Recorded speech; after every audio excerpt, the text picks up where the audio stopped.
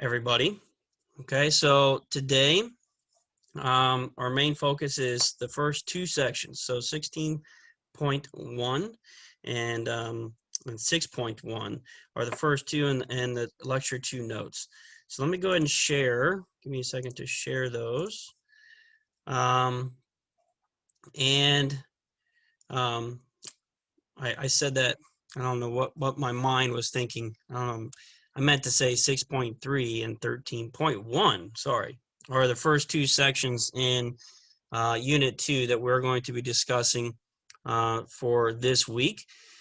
So therefore, I know this particular class, you were not docked for attendance purposes because I told you last week that I wanted you to make sure that the Unit 1 test was your first and top priority.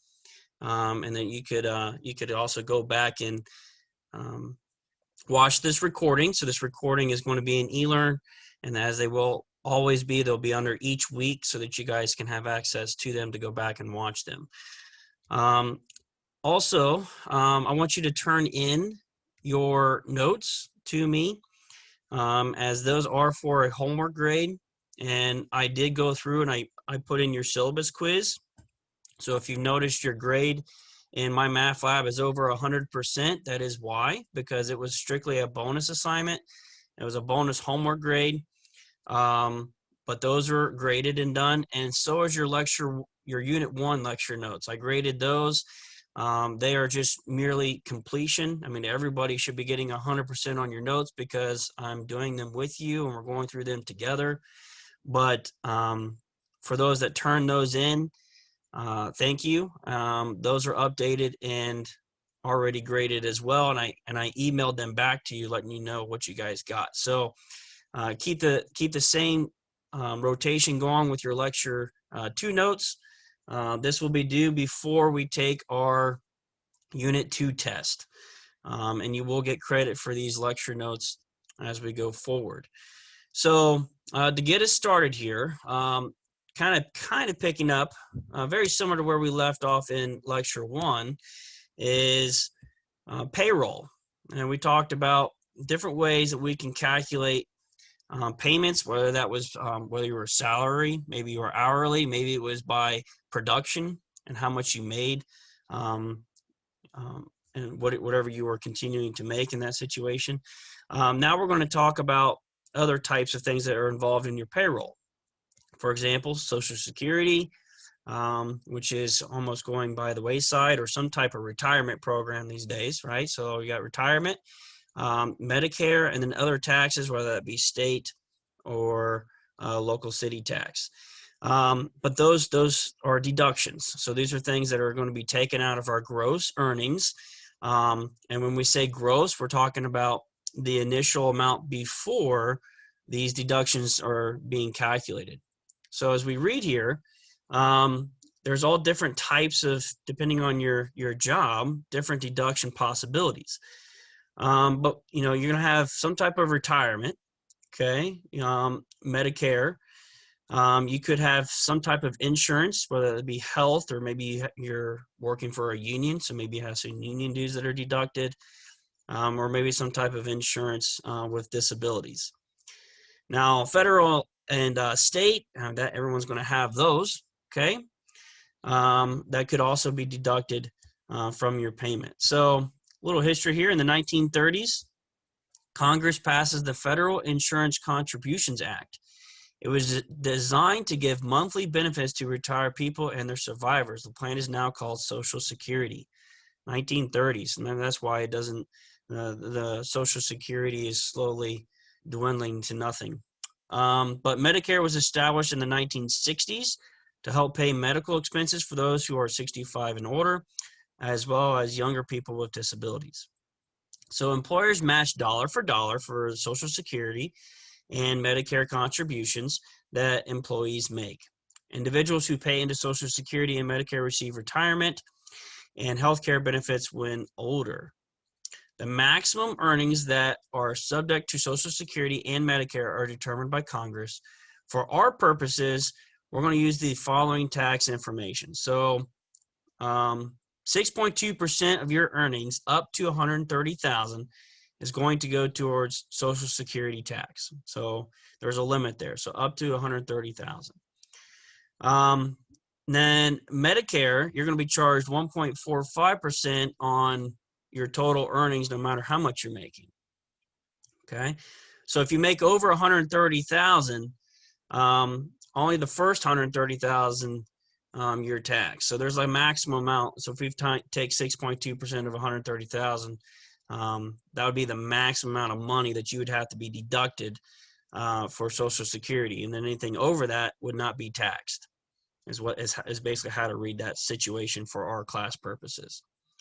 So let's do some of these things. Let's reiterate some things that we learned in the previous classes, and that's how we find the percentage of some value. And this is being calculated for you here. So this was called the percent equation, which basically says if you want to find the percentage, so I'm going to highlight this, okay? We first want to convert our percentage to a decimal. So 6.2% as a decimal is 0.062. We got to move it 2 places to the left to get that decimal. And then if we want to find 6.2% of some number, in this case $523.05, we would multiply those together, and we can see that $32.43 is going to go towards that tax. In a similar fashion, someone want to step up and say what percentage is the decimal of 0.0145? What is the percent equivalent of that decimal?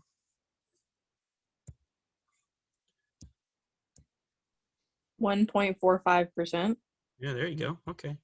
Just making sure you're awake. Sometimes I don't like to talk to myself all day. So thank you. 1.45% is the percentage equivalent of that decimal.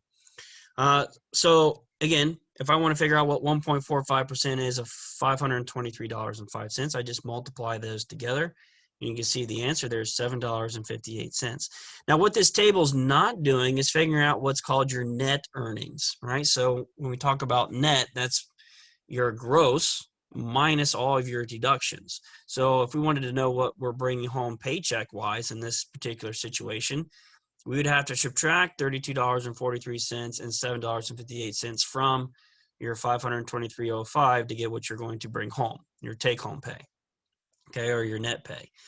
So we're going to complete this table in a similar fashion. We're going to calculate these rates using the same principle. We're going to find, now, since none of these gross earnings is over 130,000, okay, you're going to charge 6.2% for the entire gross earnings. So we're going, for all of these scenarios, we're going to times by 0.062.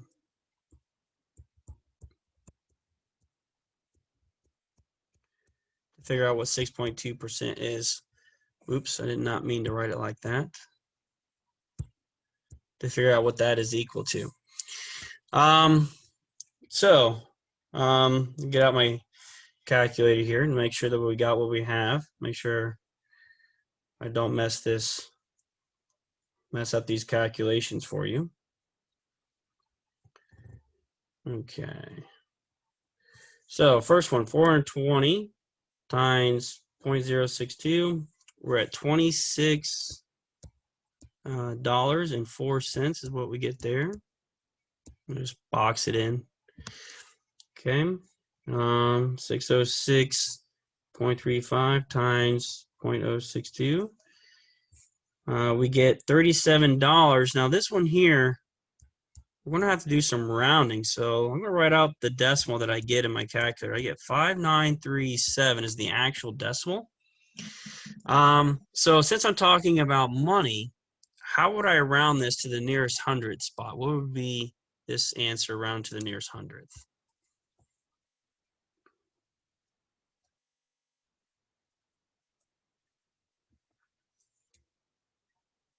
I'm going to write the next one too. And if you want to step up and say how you would round this one. The 100 spot is the second digit after the decimal point.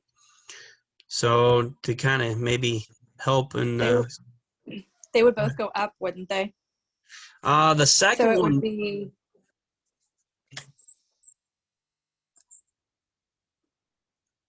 I'll let you finish.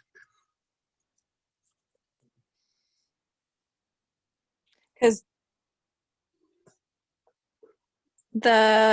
it would be 37.59 because the 3 doesn't increase it, but the second one would be 58.44 because the 5 Correct. would make the 3 go up. Awesome. So really, we look at the 1,000th spot to see if it's 5 or larger. So in the second case, the 5 is a 5, so therefore the 3 would round up. So that's correct. So this should round up to 58.44. And then the 9 will stay because the 1,000th spot is a 3. So it's not a 5 or higher. So it's going to stay the same. So we'll just erase that. And then that will be our final 2 answers for those 2 on Social Security. Okay, we're going to repeat ourselves in similar fashion for Medicare. And we're going to find what 1.45% is of each one of these. Okay, let's see if we can check our rounding here. So 420 times 0.0145. I get exactly 6.09 for that one. I'm not going to write the next ones. I'm just going to calculate them. So 606.35 times 0.0145. Here's the decimal that I get for this one. So let's try this one. So I get 8.792075. So rounded to the nearest hundredth, what do we have?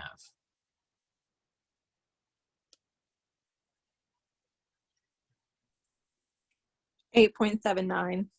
Good. So it basically stays the same because the 2 is not a 5 or higher. So the 9 will just stay. Now, hypothetically speaking, if this 2 was a 5 or higher, there's really nowhere to go over 9. So what would happen then? It would bump up to 80. Yeah, and it'd be 8.80. Exactly. So if that situation come about, I didn't want you guys to be confused. If there's nowhere to go, you're going to have to go to the next digit to the left and round it up. So here we got 9.425. So that's the hundredths. I think I've reviewed this several times already. So the 5 is high enough to bump the 2 up to a 3, and we get 9.43. Now notice this particular chart, we're just figuring out how much we're paying in each part of those taxes. We're not taking into account net pay. And if we did, we would have to subtract these from our gross to see what our take-home pay would be. But the percent equation is the quickest and easiest way for you guys to calculate percentages, okay, instead of using the percent proportion. So that's the first part. Questions on that before I move on to the next page? If you guys can just give me. Wouldn't the Medicare tax? Say it again. The Medicare tax for the last one, isn't it $13.67? I'm going to type it back in and see if I typed it in right. Let's see here. Or did I type it wrong? Sorry. I don't know. No, I typed it wrong. Thank you.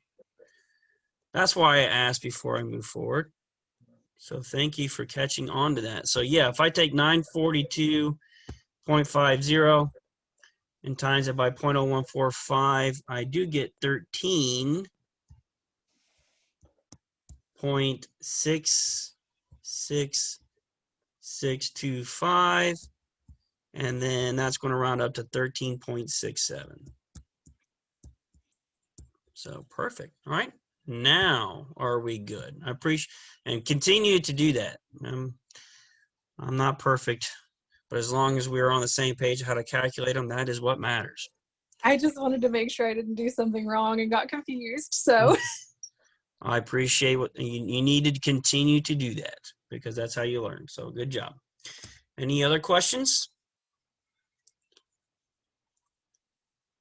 Okay. All right, good stuff. Let's go ahead and move forward then. And let's move into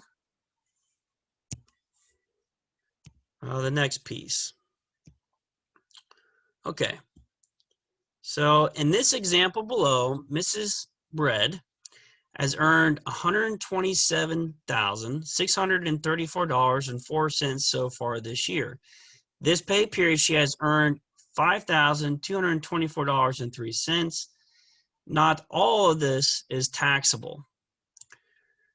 Remember that earnings up to $130,000 are subject to Social Security tax. To figure out how much is taxable income, find the difference between the maximum amount that is taxable, $130,000, and what she has earned so far this year.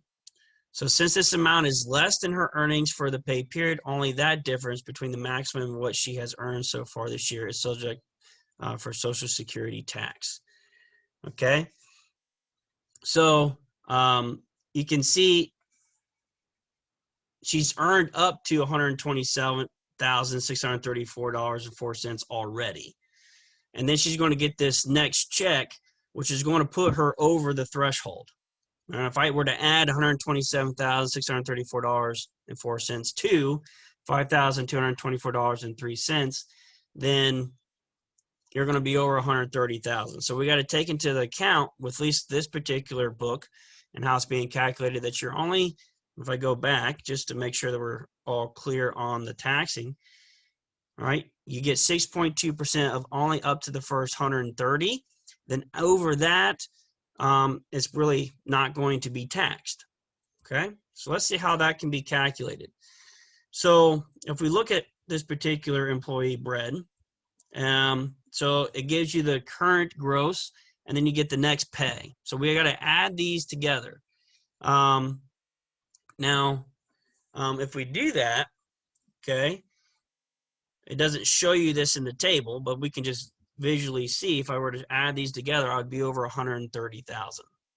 So since I know that, let's just see how much more does this employee Bread have until she gets up to 130,000. So we can just basically subtract the difference, and we can see, and here's where you might want to make a note that, or underline or something.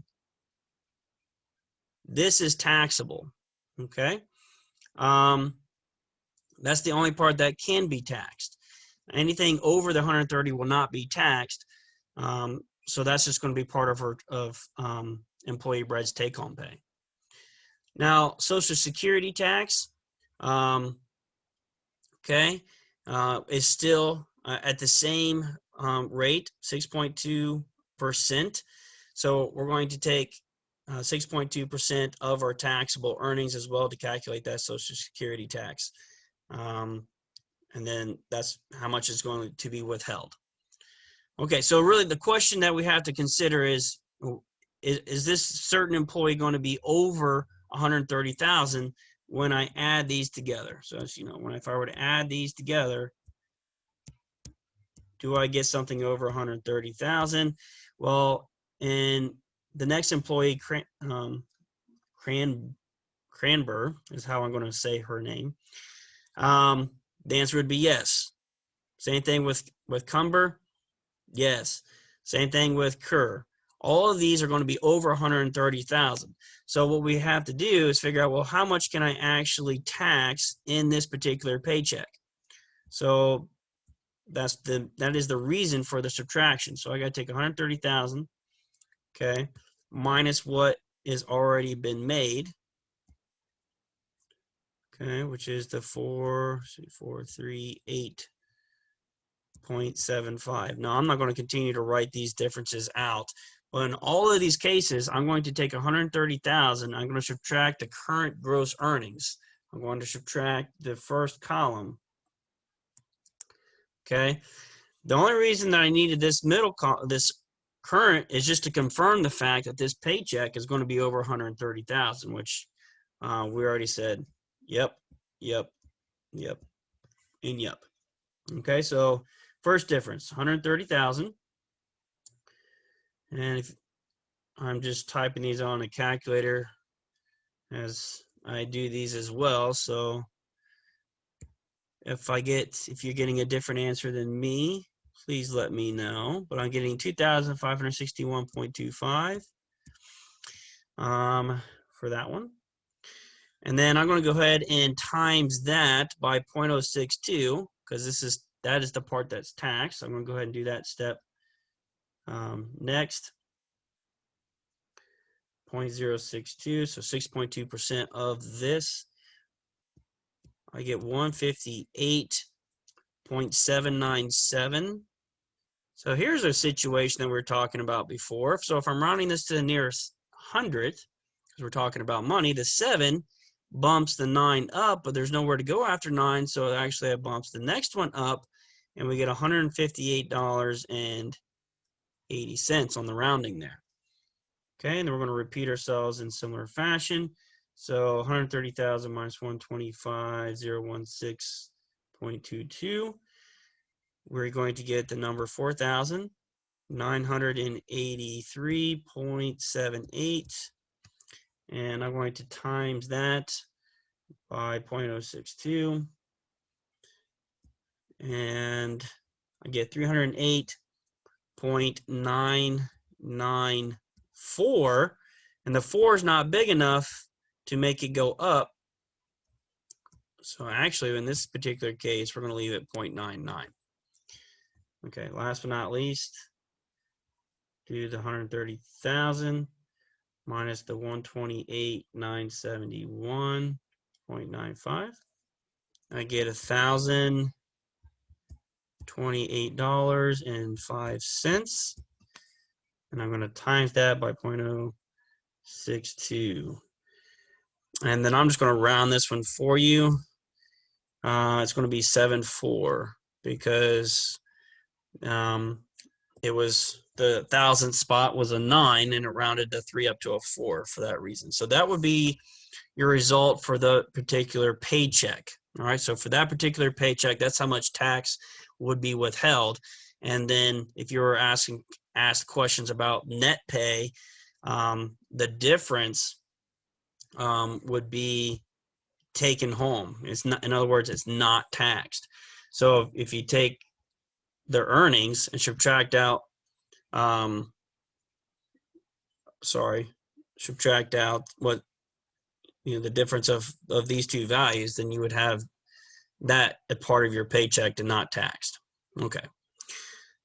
All right. Does that make sense before I continue on to the next topic, which is really dealing with Social Security tax and Medicare tax on the self-employed? Is all that lining up the same for you guys?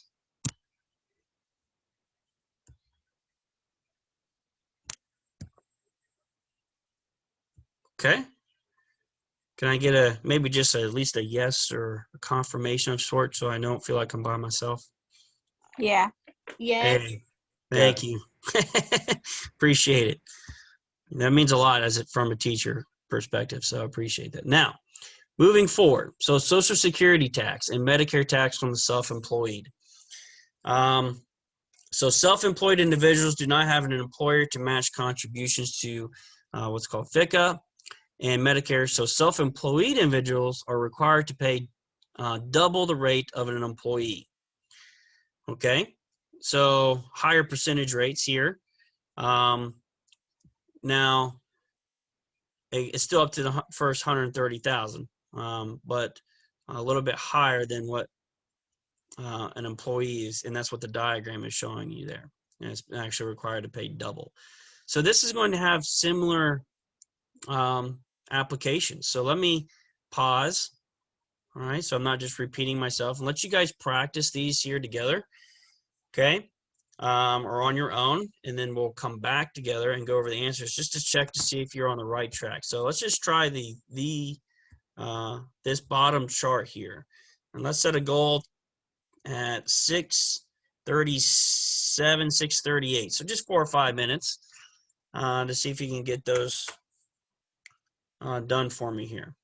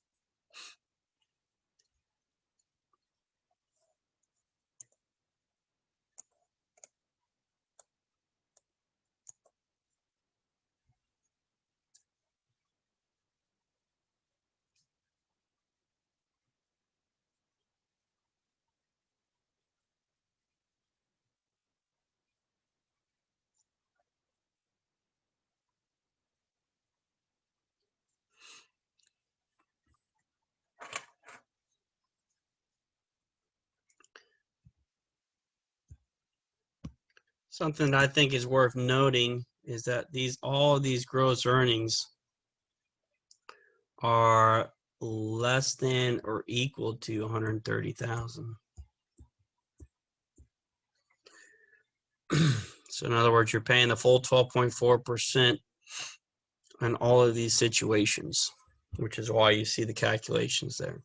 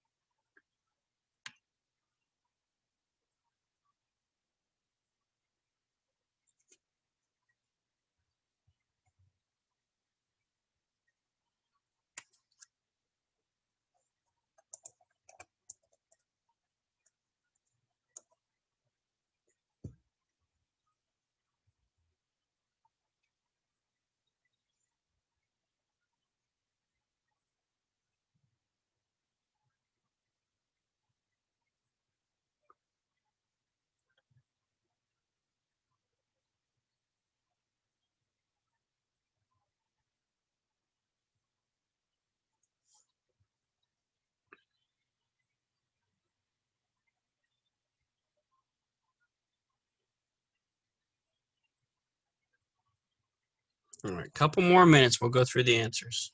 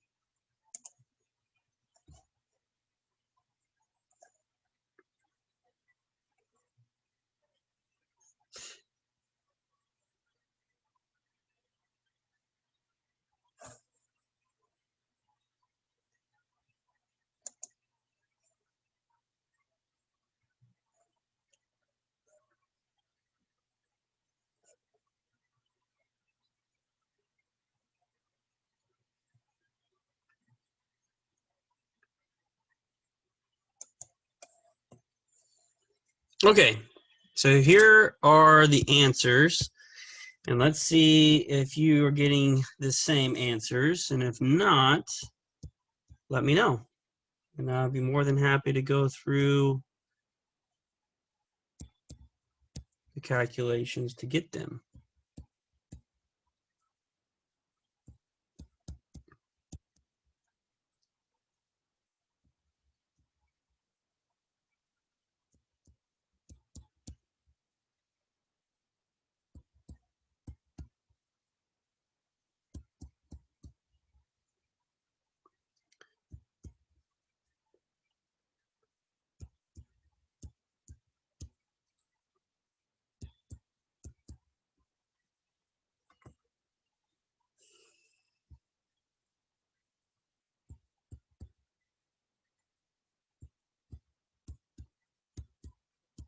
Okay, so again, speak up and let me know if you need me to go through any of those.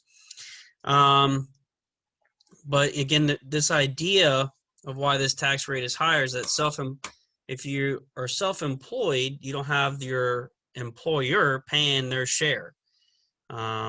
So, you know, as an employee, you're not self-employed, you have the employer helping you out to match it. So if you're self-employed,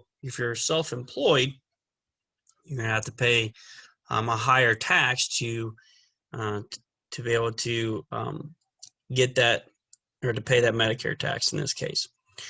Okay, and Social Security tax. So, questions on these? I'm going to pause, and then we're going to go ahead and move on to the next one. Can everyone reassure me that they're okay, or if you have a question? I'm good. Nope, no questions. All good. All right, good. Next, let's talk about disability. You can notice that the calculations of this is going to be, they're all percentages, so the process is very similar. Okay, so here, states that have a state disability insurance program require employers to withhold a portion of their earnings. The program pays an employee if he or she is injured and unable to work. And they, of course, vary. So we're going to use the deduction of 1% up to $31,800. So for the purpose of this course, this could all, in a real life situation, this could obviously vary. Okay, but for this, we're going to do 1% on the first $31,800. And then anything over that are subject to no deductions. And if you take a look at the gross earnings of all of these, okay, all of these, okay, are less than or equal to my 31.8. So in other words, all of this is subject for this 1% deduction. So just quite frankly, we're just going to do similar calculations. We're going to just take 366.18 and we're going to times it by 0.01 to figure out what 1% of that. Now, something that you will realize here, that if you take 10% of something, we can just move it one place to the left. But if you're taking 1%, you just move everything 2 places to the left. So that is kind of a shortcut to finding 1%, is move everything 2 places to the left. 10% is 1 place and 1% is 2 places. Now we're talking money here. So this is going to be rounded to 3.66. Okay. And then I can just, without even writing, if I go 2 places to the left here, I'm going to have 2.485, which then is going to round to 2.49. And if I go 2 places to the left here, I'm going to have 10.88 with nothing to really round from there. So then those are our answers for the disability taxes that would have to be withheld. Okay.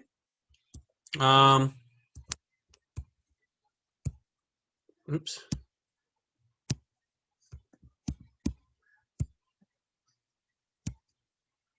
For some reason, it's not letting me scroll.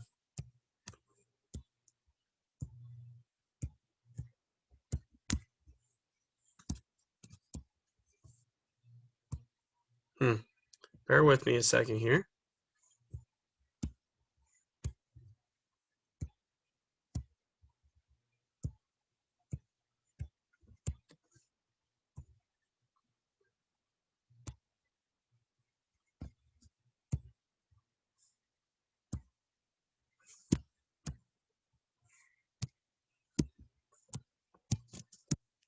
Why is it doing that?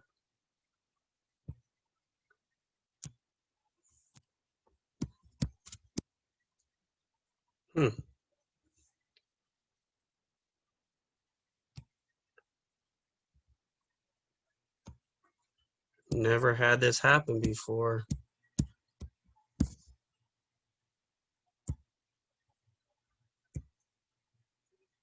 170%. No, I'm going to have to close this thing out and open this thing back up. Give me 1 second. Technical difficulties.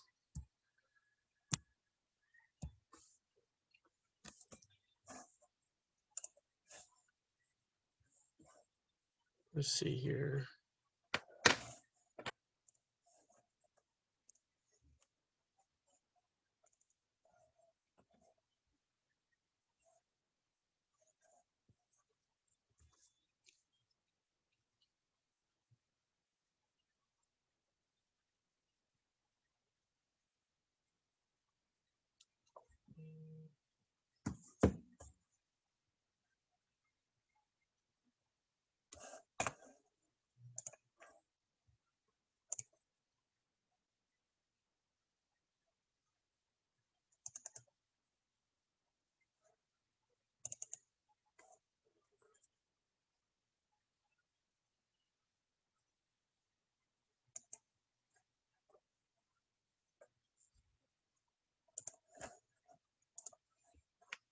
Okay, I'm going to try to reshare this. Like, bear with me. I love technology when it works, and then drive me a little crazy when it don't. So I have to reload it here.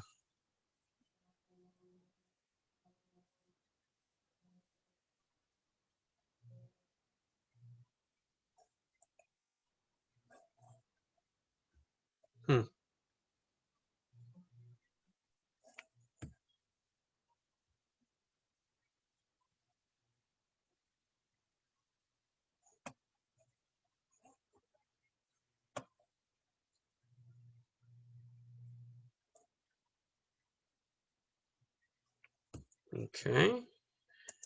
Get my notes back. That's good.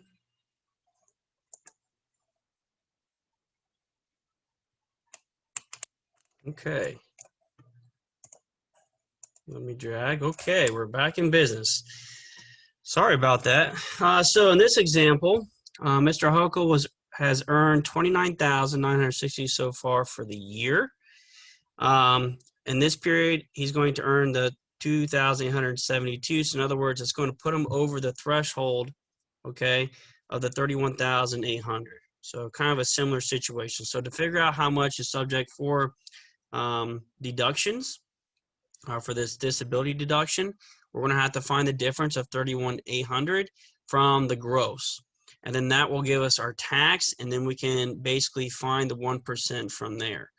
So for all of these, and all of these cases, just kind of a self-check here, that if I add the current to the current paycheck, all of these are going to be over, they're all going to be greater than or equal to 31,800. So therefore, they're not all of it can be taxed. So we're going to find the difference of all of these. So I'm going to take 31,800, and I'm going to basically minus my first column to see how much can be taxed. So here you have the 26,158. All right, and then I'm not going to continue to write out the differences of each one of these, but I will end up seeing me get the answers to these. Actually, these answers are different than my key, so I'm actually going to have to do the calculations myself. I was going to try to use the key, but the key has different numbers for some reason. So let me try to do that.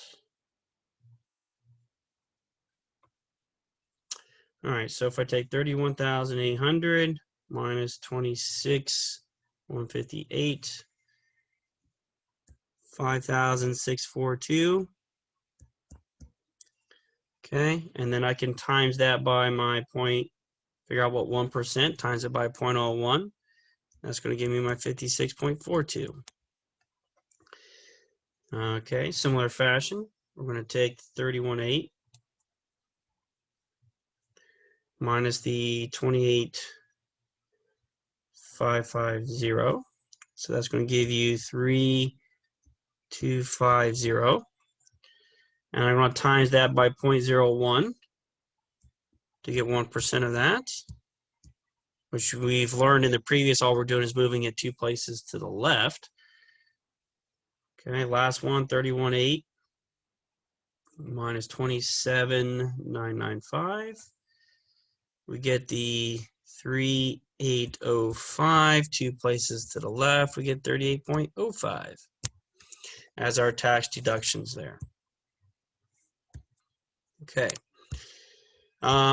So that wraps up that section. I know that's more of the same, so I'm going to continue. Now we're going to basically combine everything together. Here's some practice problems. We're going to talk about overtime, calculating that to get our gross, and then we're also going to have our deductions, and then we're going to eventually put in and combine these ideas to net pay and how much you're actually going to be taking home in a certain situation. So 2 of them are already done for us here. And then I'm going to have you help me on the rest as we go through them. So remember, with overtime rate, it's time and a half. Okay. So you can get the time and a half rate by timesing the regular rate by 1.5. And then your regular earnings, okay, that would be, if anything under from 40 hours and below would be regular earnings. So you can see with 39, there is no overtime. But with the Lime employee, since he works 44.3, he has 4.3 hours of overtime that's being charged at his overtime rate. Okay, and then we can, of course, we can add our regular earnings to our overtime earnings. So we can add these together, right, to get our gross earnings. Now from that, then we got to find our deductions, and that's where we were just kind of doing. We got to take our percentages of our gross and figure out how much is going to be deducted, and we would have to subtract that off our gross to get our net take-home pay. Okay, so with that, let's go ahead and start off. Let's go do the employee mango here. So what would be the overtime rate that you guys would get for the employee mango? $13.83. Yep. All right, so this might go a little bit quicker if you guys are on it, because I can just check and confirm here on this. Okay, so that's the rate of that one. So how can I find the regular earnings? What would I have to multiply together to get the regular earnings for the employee mango? The regular rate times the hours under overtime. Okay, so which would be what in this situation? The hours under overtime. So you would do for the regular rate $9.22 times 40 hours, and then 5 hours, the 5.5 hours at the $13.83. All right, fantastic. So I'm going to go ahead and just write down what you just said. So only 40 of that's going to be at the 922. And then only 5.5 is only going to be at the 1383. So by that multiplication, we should get 368.80 and 7607. And then we can now calculate our gross by adding that together to get our 444.87. That's kind of what we were doing in the previous lesson. Okay, let's do now our deductions. Okay, so Social Security tax is 6.2%. Medicare tax is 1.45%, and our SDI disability deduction is 1%. So we're just going to calculate all these percentages based off of our gross pay. So we're taking, notice in the previous example, they're using gross earnings every time and then multiplying it by the proper percentages. So does anybody want to offer up their answer? What do we get for how much we're going to pay in Social Security? $27.58. Nice, thank you. You're on it. Just then keep going. What do we got for Medicare tax?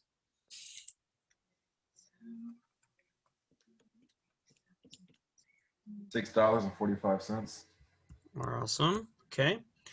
And then last but not least, disability.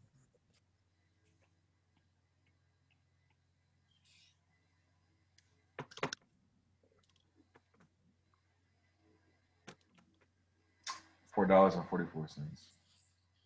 No? I think it Wouldn't it be rounds 49 or 45? because the 9 will round it up, won't it? Yeah. Yep. The Okay. 8. So now, if you had a question in my math lab that says, what is your net pay? Okay. So we can make a side note here. What do you take home? In other words, you would have to take your gross and you would have to subtract all of your deductions out. I know this table doesn't do this. And then that's going to give you your net pay, your take home pay. Okay. Take a couple minutes, finish these last 2 rows. I'm going to give you the answers, and then we'll move into the last section as I have someone in the chat room that is trying to take their exam, and I need to respond to it. So go ahead and try the next 2 rows real quick, and I'll come back to you in a minute or so.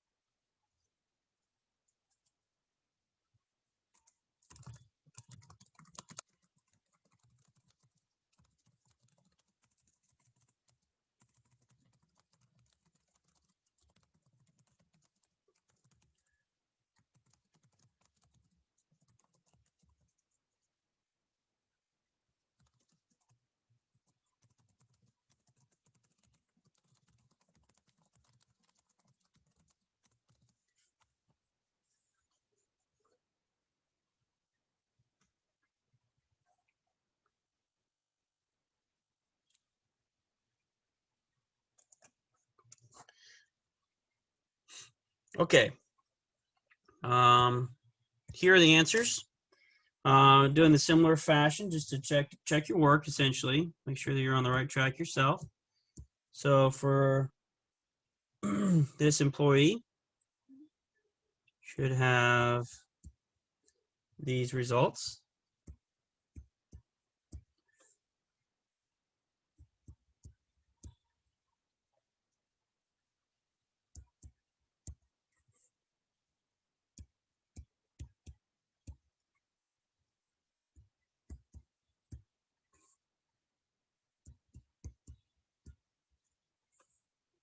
Okay. And then last but not least, we have these.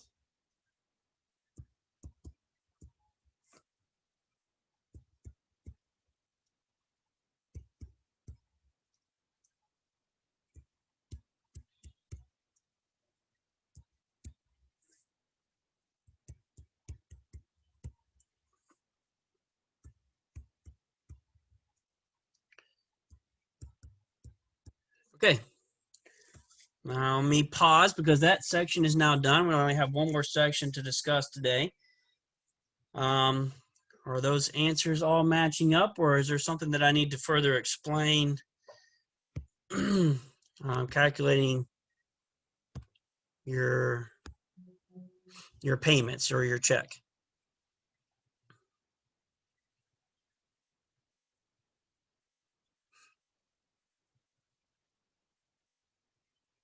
And feel free to just to speak up and say that you're okay, so that I know that you're okay. I'm good. Okay. It all lines up.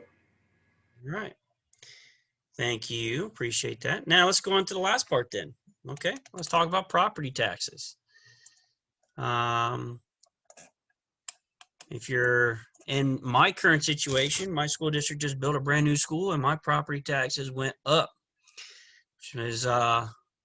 which was a nice, wonderful surprise for me going into this year. I mean, I knew it was coming. It was just like reality set in when that came in for my payments. But anyway, you pay property taxes based on the value of their real estate property. And they pay for things like anything public, right? Anything that is of use for the public. So the value of a property is determined by a tax assessor. A fair market value is the price at which a property can be sold. The fair market value is multiplied by an assessment rate to determine the assessed value on the property. So the fair market value times the assessment rate.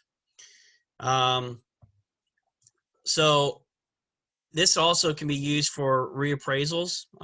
You'd have to, the bank is only going to only loan you a certain percentage of your equity in a home. So this is a very similar fashion to that type of thinking. So in this particular situation, we have a fair market value of $185,300, but the rate of the assessed value is 35% of that. So again, the assessed value of the home will obviously be dramatically less in this case, to only be $64,855. So to get the assessed value, you have to do the decimal just like we always have been, so that nothing's changing in terms of formality. The decimal of the assessment rate is what you got to multiply it by. So again, if I want to find 35% of 185,300, you multiply by 0.35. So 185,300 times 0.35. And you would follow the same format, right? So we're going to times it by 0.4. We're going to times it by 0.25. We're going to times it by 0.6. Okay. To get the assessed value. So I would get 34,325,125 and 40,800. Okay. So again, it's in bold up here. So the fair market value is the price at which the property can be sold. Okay. So that is multiplied by the assessment rate to determine what the assessed value of a piece of property would be worth. And the rate of assessment is based on a bank, and every bank is a little bit different as far as what they would loan you on a certain percentage. So that could obviously vary depending on who the loan may be through. But now if we go and find tax rates, okay, so the taxing authority estimates how much revenue is needed for the year, then finds the property tax rate. So in other words, working backwards, if you're building a new school, like in my situation, they wanted to figure out, well, how much money am I going to need to build that school? That's X amount of dollars. Okay, well, to get that X amount of dollars, how much do we need to raise our percentage and add that on as far as the tax is concerned? And here's how they would go about that calculation. So you estimate the amount of money needed, okay? Then you go find the total fair market value of all the real properties in that tax district. Then you find the total assessed value of all those properties in that tax district. and then you use the formula that's for this property tax rate. So the total tax amount needed divided by the total assessed value. Okay, so the middle step here, okay, step number 2, is only needed to calculate step 3. All right, by that formula that we just did up above. All right, so remember, assessed value is the fair market value times the assessment rate. So the only reason we need the fair market value is so that we can calculate the assessed value. So if I get our highlighter out here, so the total assessed value, let's see here. There we go. So the total assessed value, first of all, is our denominator. Now, if I change my pen color to maybe red, okay, from the previous step, we have to take into account the total assessed value. So your assessed value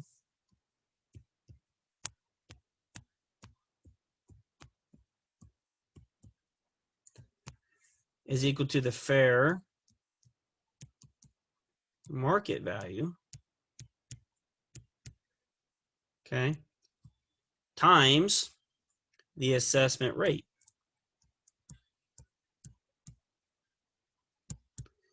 So there's that middle calculation we have to do just to get that one number. And then if I change my highlighter, okay, to be something different, the amount of money that you need, okay, is our numerator. And so we're going to divide that by the total assessed values in the entire district. And then we know what each property would have to pay, as far as tax rate is considered, to meet the need, okay, of the total amount needed to do a certain project. So, man, they did, in this particular chart, they did us a lot of headache, saving, I should say, because they just told us the total assessed value. Whereas before we had to go figure out what that was. Okay, so they're saving us all this middle steps where we have to take the fair market value times it by the assessment rate, and they just tell us what that is. So in a certain district, you have an assessed value, and we're going to take the amount needed and divide it by that assessed value, and then to get the rate, okay, you got to move it. If you notice here, you're going to move it 2 places to the right. Okay, because when you divide this, you just get the decimal. So if you want the percentage equivalent of that decimal, we'll make note of it. Okay, we need to move, right, 2 places right.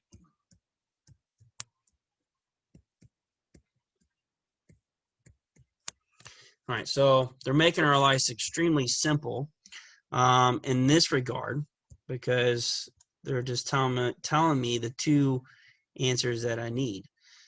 So I need this amount of money, and I have this much. In other words, the assessed value is the amount of, kind of way of looking at it, is the amount of equity, reliable equity, depending on the market, that this particular district actually has. And then if we divide those, we can get, I have the actual answer, but I'm going to take the time, because there might be some rounding here, and I don't want to overlook the rounding with these particular problems. So if I take 1,580,000, okay, divided by 197,500,000, this one actually comes out not too bad. All right, that is the decimal. So again, if I move it 2 places to the right, then that is 0.8%. Okay. Notice here in the previous example, they rounded to the nearest hundredth. So if we wanted to continue that same pattern, we could. So that's why I was trying to not write out or at least write out all the decimal equivalencies so that you guys could focus in on this rounding piece, because the 7 there rounded this up to a 7 when they did that particular rate up above. Okay, so if I were to continue to do this, all right, if I were to continue and just divide these, okay,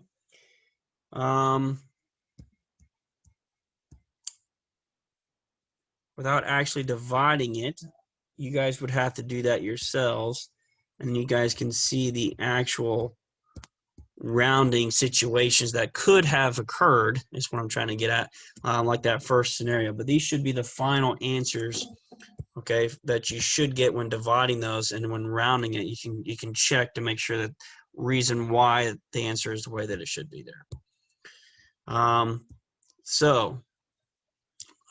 Do I need to explain any of those rounding situations there for the last two there, 23 and 24? No, I'm good. Okay. You guys No. are making my life easy. I know that with this particular section, it's kind of, especially since we're dealing with percentages over and over and over again, it's the actual process is the same as far as how we calculate percentages. It's just what we're actually calculating is different every single time. All right, let's take a look at this one. Let's look at property tax. Tax rates are stated differently by different taxing entities. One representation does not mean that one tax is higher or lower than another.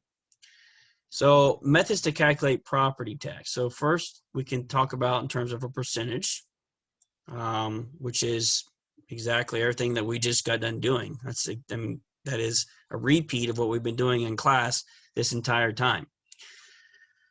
We could also talk about as dollars per 100. So you're going to pay a certain amount of money per 100. So that is the meaning and the reason behind, I'm going to highlight it here for you, this middle part of this calculation. We've got to see how many hundreds do we have in the assessed value, and then we would times it by that whatever the dollar amount is per 100. And so there's a direct correlation there. So exact same thought process. If we have not a percentage, but a dollar amount per 1,000, well, we got to see how many groups of 1,000s we have in an assessed value, and then times it by that figure. Mills is tax rates are expressed as mills or 1,000ths of a dollar. So you can see the formula here. Since mills is per 1,000, we would have to divide that by 1,000. So similar scenario there. But then you just have to times it by the assessed value, because mills is not per 1,000, or the dollar amount, sorry, is not per 1,000. The mills is per 1,000. That's what mills is referring to. So here, and this is everything that I just said, but we can reiterate all the same things I just said.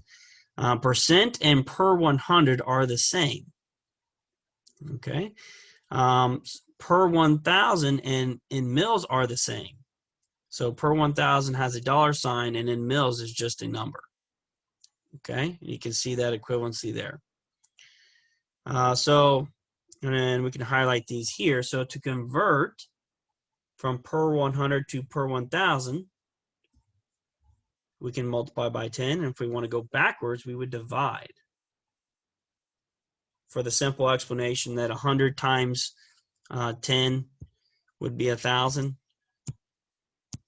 right? Because we know 100 times 10 is 1,000, so that would be the reason for the conversion. And then if we want to go the other way, if we divide by 10, then we would have 100. Okay. So if we ever wanted to convert from those, we can easily do that. But property tax, assessed value times the tax rate. So we're going to be using these formulas that are up here in the chart for us, depending on the situation. So in this particular case, you're paying $6.80 for every 100. Okay. So then based on, I need to figure out how many hundreds do I have in my assessed value. So that is the reason for taking my assessed value and dividing it by 100 to see how many hundreds we have. And then since I know I'm getting $6.80 per 100, I can times it by 6.8 to get my total tax rate. Okay, let's see if we can walk through the next one together, all right? And then I'm going to zoom out here so I can see the formula all at the same time. Okay, what about number 25? So you have an assessed value of 128,200 and you have a tax rate of 42 mils. So what would be the process, I should say? I don't really need the answer yet, but what would be the process of calculating the tax for this situation?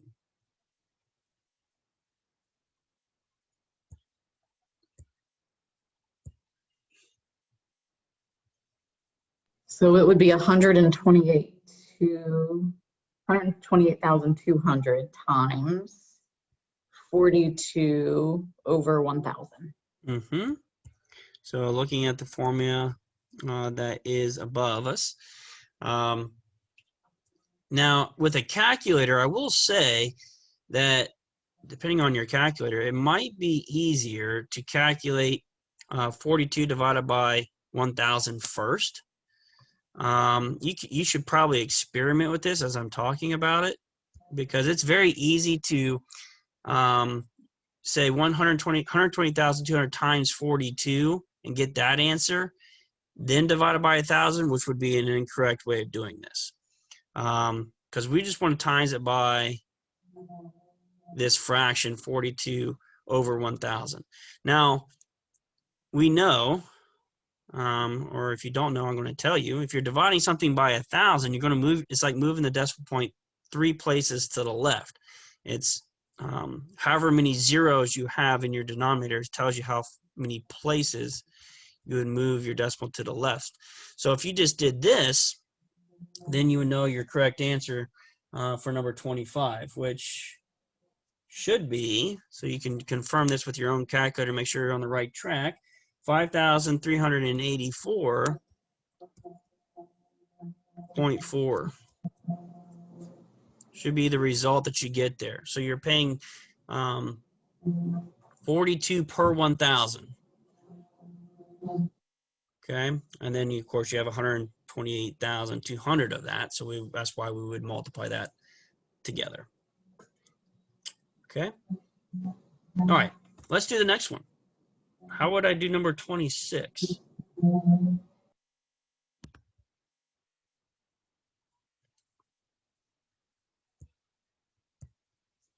So you got an assessed value of 41.3, and you're going to pay 6.4 per 100.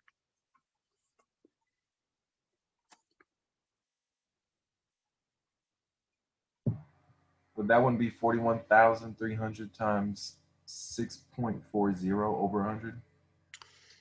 Well, that's a great question. Does it matter if I divide by 100 first or not? So is there a difference? If I take 41.3 and I divide that by 100 and then times that by 6.4, is that the same as, and I'm just playing devil's advocate here, is that the same as taking 41,300 times 6.4 and dividing it by 100?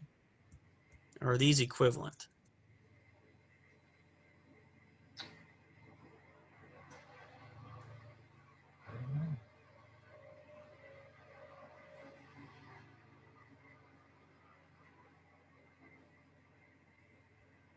Oh, I stumped you. Everyone take a guess? Take a vote? Everyone take a vote. Everyone step in and say yes or no. I think they're the same. Okay. 26, 43, 20, right? Looking at the answer. Yes, that's it. Yep. Mm-hmm. Yeah, they're the exact same. They are the exact same. Now, does anybody want to explain why maybe they're the exact same? You're gonna leave that to the teacher. That's okay. So this is over 1. Right? So if you want to think of it as like 2 fractions, right? So you really 100 times 1 is 100. So that, and then of course you'd have the numerators that you'd multiply together. So that's why they're the exact same. So I say that because you got to pay attention to the order. Sometimes, you know, like here's why I'm taking the time to focus on that. So if you were to accidentally do 128,200 and times it by 42, okay, over 1,000, is this okay? I'm really playing devil's advocate now, really getting your brains thinking. Is that the same thing for number 25, or would you get the same answer?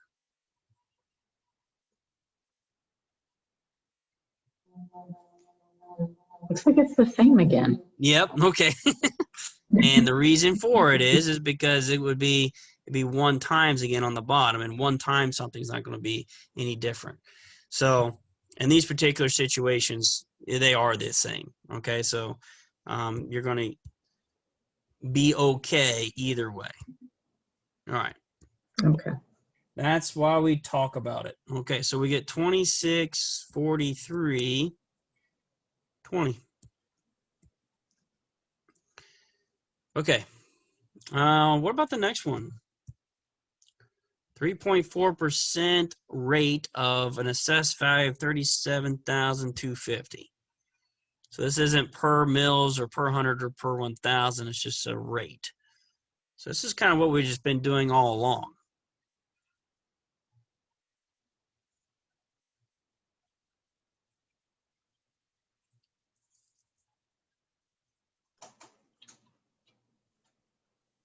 $1266.50. Yep. And how did you get that? 37,250 times 0.034. Yes. So decimal equivalent. Multiply it together. That gives us our 1266.50. All right. And last but not least, we got 1840 per 1,000 of an assessed value of 154,000.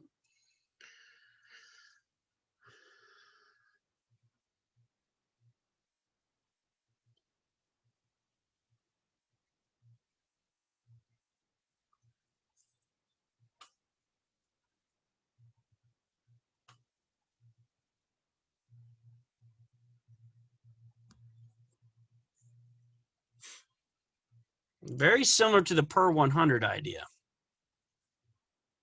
It's actually the exact same process, except it's per 1,000 instead of per 100. So what would be the answer for 28?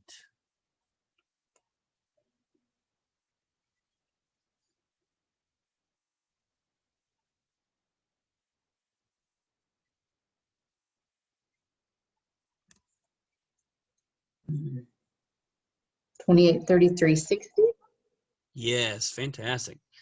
Now, if you wanted to save yourself a little bit of time, you can realize without a calculator that when you divide it by 1,000, you just cross out these zeros and you have 154.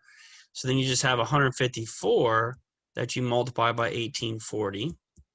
All right, so that's a time saver situation. So you just have to type in 154 times 18.40 in a calculator, and then that gives you the answer that you just said.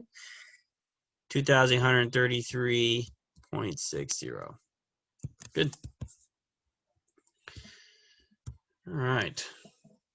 So just different ways of calculating property tax based on different rates. Okay.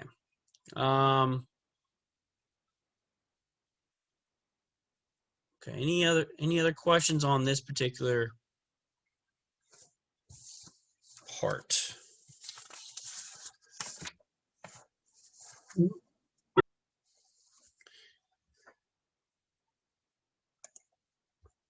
No, because that, let me double confirm here. I'm not going to go ahead of where we're at for the week. So but I'm just got to double check, make sure that I covered everything that we needed to before we meet here next Tuesday. And we did. Sweet. Okay, so I am done with my lesson today. So at this point, you guys can stick around to work on my math lab stuff, just to work and have a resource myself here to help you if you need to. Or you guys, I appreciate you guys coming. I'm going to post the recording of this to eLearn underneath week 3 for those that were not here so that they can make up their notes. Don't forget that you have to turn in your notes to me. I got to email them to me. So these lecture 2 notes will be due. It's in my math lab, the actual due date, but it's always before the test. All right. So the weekend before the test, your lecture notes need to be emailed to me. I would appreciate it if you can make it one PDF file. So if you can download a PDF scanner app, and you can take pictures and you just get one file. But if you want to take individual pictures, that's okay. I understand. I can still grade those. That's not going to be a problem. Then if there's any other questions, now would be a great time to ask. How can I help you guys? Is there any last second thoughts about the course in general? I have a question. So I completely didn't realize I needed to turn in my lecture notes. Can I still email lecture 1 notes or no? Yeah, go ahead and do that. Okay. That'll be fine. I only graded them this morning, and I'm going to be lenient with those lecture notes because really they're for you. I mean, and there's no reason why no one should be getting 100% on those assignments because we're going through them together. So yeah, by all means, go ahead and send those to me, and I can give you credit for them. Okay, and then my second question, for the lecture notes, how detailed do you want us to be? Do you can I plug it in my calculator and write it, or do you prefer like the actual equation to be written out too? Yeah, I think a good question. The more work that you show, like the equations, are the best. That's how you get 100%. If the entire thing is just writing down the answers, then I'll probably take off some partial credit on that. No, I have a bunch of stuff scribbled on. I write on my iPad as I'm going through, so I also add notes and different stuff. So I was just wondering. Gotcha. So, yeah, thank you. It's a participation grade, and that's how I've been grading them so far. Okay. Is the students that are writing down the steps. I'm not saying for every single one, but the ones that are, some of them, if you're just writing the answers, but to be maybe the 2 or 3 problems above, you write out the steps, and I at least understand. I know that you got the content, like you understand. Okay. Yeah, that's how I do my notes. So perfect. Awesome. Thank you. Yep. No problem. Great question. Anything else from anybody? Josh, I know we talked in the beginning of class. I'm going to hook you up with an email right after class here with all the recordings for you for lecture notes purposes. And then really what you need to do is get back to me when you have eLearn access again. And then we'll get your exam number 1 taken and figured out for you. So week 2 lesson, like the lecture, was that too different from what we learned in the first week and this week? Yeah, every week's been different. So second week was the second half of lecture 1 notes. Okay. And then obviously the class before that was the first half of lecture 1. So what you will get in my email for the very first half of unit 1, you'll just get the answers because I didn't record that class. But then I'll send you the recording of the videos for the other 3 classes. Awesome. Okay. All right. I think after I receive that email, I'll be all set because I'll be able to have a basis to do my, math lab, and then I'll let you know as soon as I get eLearn accessibility. Okay. All right. We'll be sending that. You can look it in your email here in probably 15, 20 minutes here. I'll have it in your email for you. Awesome. Thank you, Professor. Yep. Okay, so I'm going to end the recording at this time as class is done, and then you guys just feel free to hang out and work in my math lab and ask any questions that you may need help with. And you feel free to also, if you feel like you're done for the day, you can also take off early today. That would be okay.